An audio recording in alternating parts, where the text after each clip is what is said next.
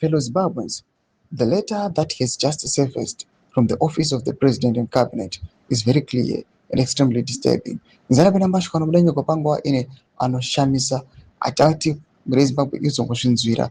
Pangwa ine anokokwenzi, if that letter is legit, pangwa ine zvinomira zvakanaka nokuva subscribe or like on the bell icon.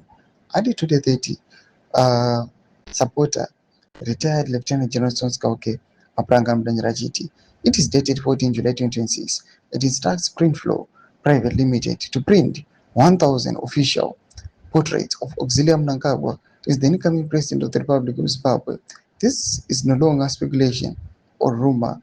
It is now documented evidence. Exactly what I warned about regarding Constitutional Amendment Bill 3 has come to pass.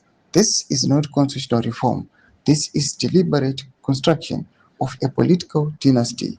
They are preparing the ground to install Auxiliary Mnangagwa. I repeat, what the late prophet Saint Noah declared publicly in 2012 after Mugabe would come, Mnangagwa, and this, after Mnangagwa, the nation would be led by a soldier, General Chiwenga.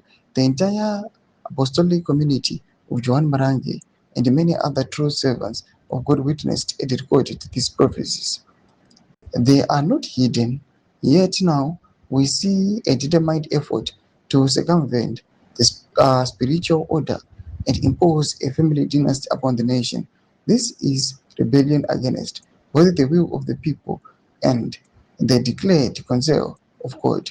I call upon all patriotic Zimbabweans, all veterans, serving and retired generals of the security services, church leaders, and ordinary citizens to see this letter for what it is: a clear sign what the country is being steered in the wrong direction. We will not be silent. We will not be complicit. We will not allow the nation to be turned into a family property.